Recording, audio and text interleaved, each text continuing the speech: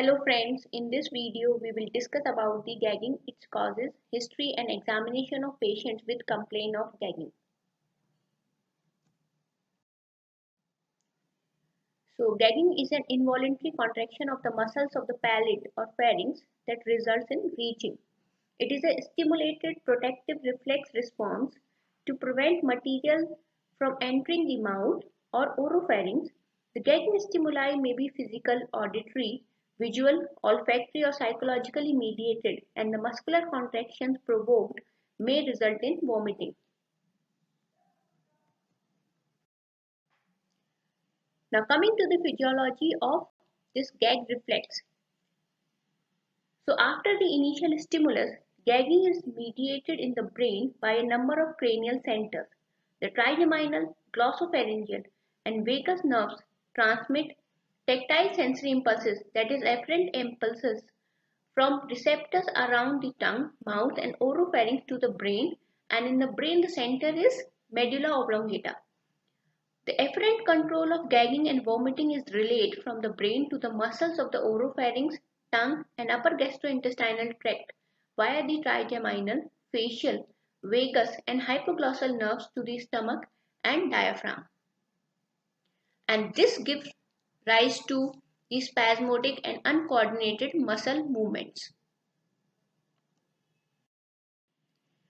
The center in the medulla oblongata is very close to the vomiting, salivating, and cardiac center, explaining why gagging may be accompanied by additional reflex activities like drooling and tearing. So there are various sensitive areas or trigger zones like uvula, posterior pillar or pharyngopalatine muscle, palatine tonsil, anterior pillar or glossopalatine muscle, and tongue. So Morstad gave a classification of gagging based on whether gagging occurs in a patient immediately after giving the prosthesis or after a delayed period. The possible causes of immediate type of gagging are nervousness at receiving first denture, when the posterior border of denture is too long or too thick, in case the distolingual flange of mandibular denture is too long or too thick, and when the maxillary occlusal plane is set too low. The possible causes of delayed type of gagging are presence of heavy mucinous saliva, when the mandibular teeth are set too far lingually, and in cases of increased vertical dimension.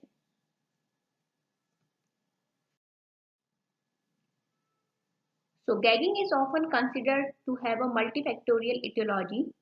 The somatogenic type of gagging is induced by physical stimuli, and psychogenic type of gagging are taught to initiated by gagging without direct physical stimuli.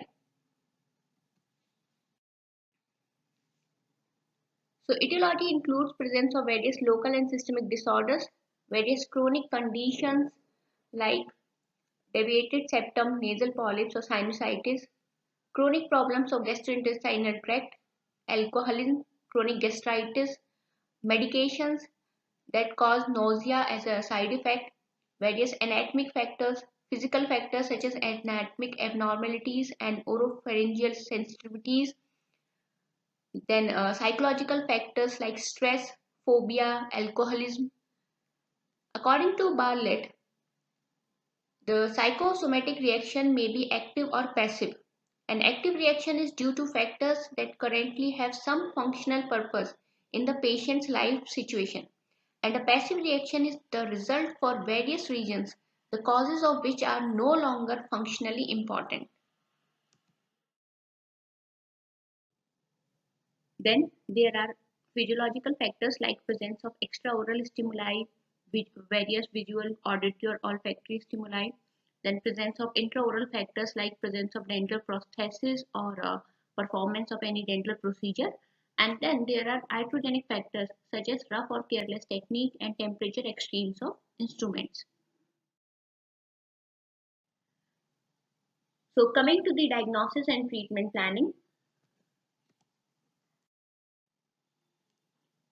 it is important that the clinician obtains a detailed history in an unhurried, empathetic, specific manner with open questions, and the environment should be calm and reassuring.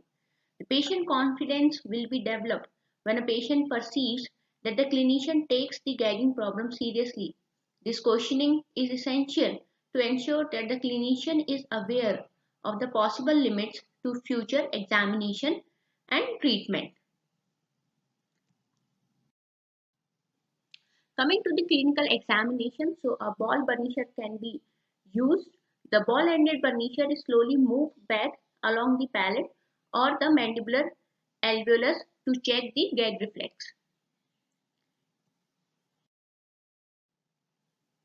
Coming to the clinical features, when spasmodic contraction of respiratory muscles occur during reaching, air is forced through the closed glottis, producing the characteristic reaching sound. There is impediment of the venous return, dilation of the veins of the head and neck, with flushing and congestion of the face. It is characterized by excessive salivation, lacrimation, coughing, and sweating. The patient extends the head, arms, neck, and back in attempt to completely withdraw from the offending stimuli. And if the stimuli sequence is repeated, collapse may occur for the extremely apprehensive, excited patients. So there are two clinical phases.